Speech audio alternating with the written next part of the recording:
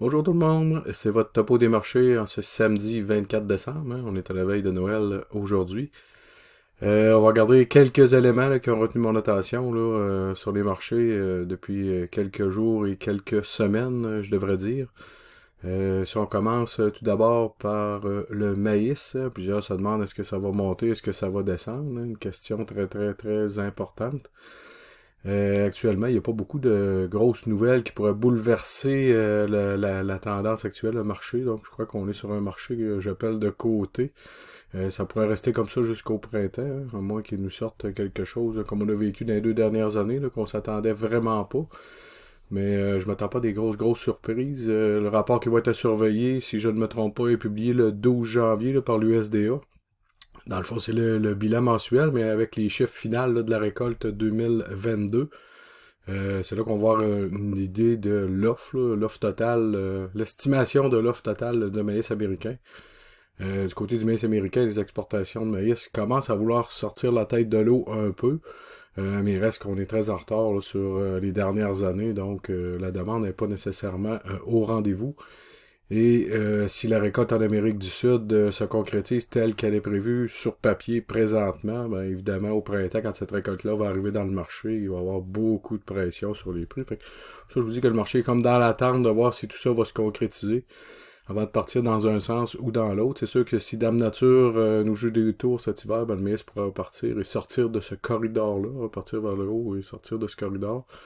Mais pour le moment, on risque d'être emprisonné là, dans cette range de prix-là qui est autour de 7 et de 6,50. C'est les deux points forts de ce corridor-là, tant la hausse qu'à la baisse. Donc on risque d'être entre ces deux bornes-là pour quelques semaines encore.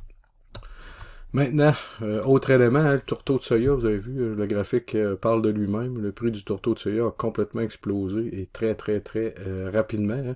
Si vous regardez le graphique, on était comme vraiment un marché qui était plutôt neutre, hein, sans tendance, avec des hauts et des bas évidemment, mais pas de grosses sorties ni à la hausse ni à la baisse. Et tout d'un coup, boum, qu'est-ce qui a provoqué cette hausse-là? Pour mieux comprendre, ben, je vous ai sorti un petit. Il y a une des raisons ici, hein, ce qui se passe en Argentine. L'Argentine, pour ceux qui sont moins familiers avec ça, c'est le principal exportateur de tourteaux de soya. Et ce que vous voyez en rose pâle, là, c'est le nord du pays de l'Argentine, si on veut, qui est extrêmement sec présentement, donc qui commence à titiller le marché. Donc, il se dit, s'il y a moins de soya en Argentine, il va y avoir moins de tourteaux disponibles. Donc, c'est une des raisons pourquoi le tourteau de soya est reparti vers le haut. Et si on va un peu plus haut sur cette carte-là, vous voyez où il y a du bleu, du vert. Côté du Brésil, ben, ça va plutôt bien, hein. Les conditions, l'humidité est au rendez-vous, donc on n'est pas dans le même scénario. Donc, un des premiers facteurs qui a fait monter le prix là, du tourteau de soya, évidemment, marché de météo. Est-ce que ça aura un impact réel et final sur les rendements? Bon, on verra, parce qu'on est encore, les semis ne sont pas encore tout à fait terminés dans cette région, donc on verra ce que ça donnera pour la récolte.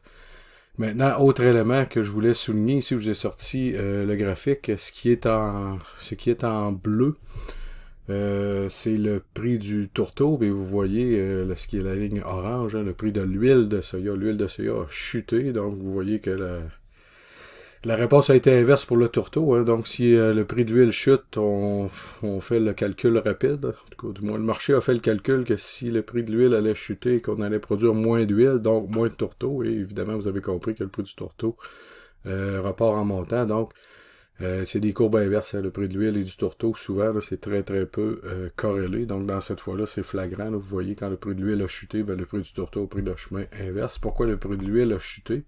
J'ai sorti un autre petit graphique ici.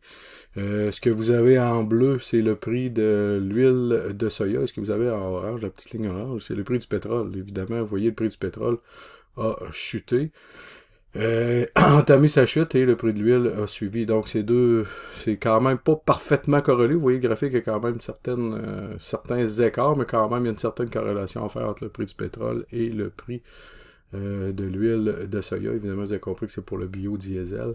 Donc, c'est pour ça qu'il y a un lien avec le prix du pétrole. Vous voyez, la hausse récente du pétrole a ramené le prix de l'huile aussi vers le haut. Donc, ces éléments mis ensemble-là ont fait que le tourteau de soya a finalement complètement explosé. Est-ce que tout ça pourrait se replacer dans les prochaines semaines? Peut-être. Probablement que la hausse dans le tourteau était fortement exagérée, une hausse très, très, très rapide sur des anticipations, en fait. Là. Oui, il y a un contexte fondamental peut-être un peu plus négatif, mais quand même, faudra voir, mais je pense que tranquillement, ça risque de s'effriter au niveau du prix du tourteau de soya, d'autant plus s'il devait y avoir quelques averses là, aux bons endroits en Argentine, on verrait les prix dégringoler assez rapidement. Maintenant, du côté du porc, si on voit le prix, pas le prix du porc, excusez, mais hier, le 23 décembre, l'USDA finissait la semaine avec le Hogs and Pigs, un rapport qui est publié 4 fois par année, et le traditionnel Hogs and Pigs juste avant Noël. Pas tellement de grosses surprises dans ce rapport-là, comme vous pouvez voir ici, là, toutes ce qui concerne les inventaires, hein, ça tourne tout en baisse à peu près autour de 2%, c'est ce que le marché s'attendait essentiellement.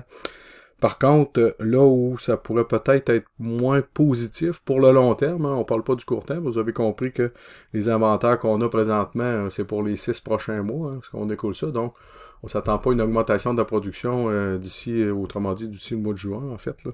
Ce qu'il faut regarder par contre, c'est les intentions de mise bas et le nombre de truies. Le nombre de truies est en augmentation d'un petit demi-pourcent. Depuis 2 ans, on voyait le nombre de truies reculer. Il y a une certaine stabilité qui semble s'installer. Donc, si on parle pas de croissance présentement, mais plutôt de stabilité de la production, je pense que c'est comme ça qu'il faut interpréter tout ça. Et il y a aussi au niveau des intentions de mise bas. Les intentions de mise bas de décembre à février, ben, ce serait une augmentation de 1% et de mars à mai de 0,5%. Donc, les éleveurs ont l'intention de saillir un peu plus de truies. Ils ont sailli plus de truies, en fait, là, parce que les mises bas de décembre à février sont déjà saillies, ces truies-là. Donc, on aurait sailli plus de truies un peu cet automne. Donc, ça nous amène dans les sevrages dans la production de deuxième moitié de 2023, excusez. Donc, aller jusqu'au mois de juin, la production serait possiblement en baisse ou stable avec celle de l'année précédente. Par contre, peut-être une légère augmentation de production pour la deuxième moitié de 2023. Ce qui est plutôt négatif là, pour les prix, tout dépendant de l'état de la demande aussi, la demande mondiale. Hein, on parle de récession de plus en plus. Est-ce que ça aura un impact, oui ou non, sur la demande? On verra. Mais c'est ce qu'il y a à retenir dans ce rapport-là. Donc, comme les marchés étaient fermés quand le rapport est sorti, on n'a pas pu voir la réaction du marché. On va voir la réaction plutôt mardi, à l'ouverture des marchés, qu'est-ce que ça donne, comment les joueurs du marché vont avoir interprété ce rapport-là, mais il risque d'être plutôt neutre à négatif comme réaction.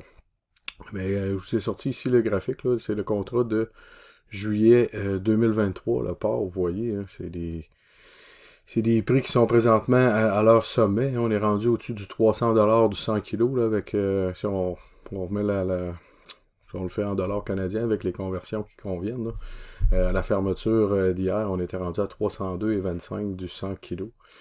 C'est des prix extrêmement élevés pour l'été. Donc, le marché présentement, ce que ça nous dit, c'est qu'il est encore très, très positif en ce qui concerne, très positif dans l'équilibre de l'offre et de la demande, en fait, là, pour cette période-là.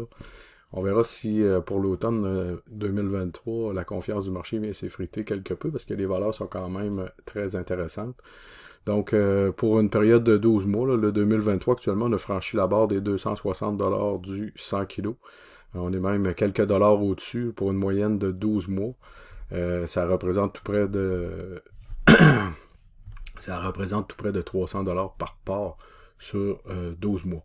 Ça veut me dire, oui, le coût d'alimentation est excessivement élevé, mais on s'approche très, très, très près. Même dans certains cas, on réussit à dégager une marge avec des valeurs comme celle-là sur une période de 12 mois, même avec les prix de grains qu'on a actuellement. Donc, pour ceux qui ont des stratégies à mettre en place dans le port, c'est à surveiller de très, très près là, ce qui se passe présentement là, dans les marchés. Les valeurs commencent à être de plus en plus intéressantes. Maintenant, dollar canadien, j'ai sorti un petit graphique ici, hein, c'est toujours la comparaison avec ce qui se passe sur le marché boursier. La corrélation est encore très très forte. Ce qui est en bleu, c'est notre dollar canadien, et en orange, c'est le SP500, là, la bourse américaine. 500 plus grandes entreprises américaines, vous voyez que c'est très très très corrélé avec ce qui se passe sur la bourse et notre dollar canadien. La Banque du Canada commence à ramollir légèrement son discours en termes de hausse de taux d'intérêt, donc on peut s'attendre à des hausses de taux probablement plus modérées d'ici les prochains mois, et peut-être si on est chanceux, un arrêt de ces hausses-là. Donc on aurait finalement vu le plafond des hausses de taux, parce qu'on voit que l'inflation est encore forte.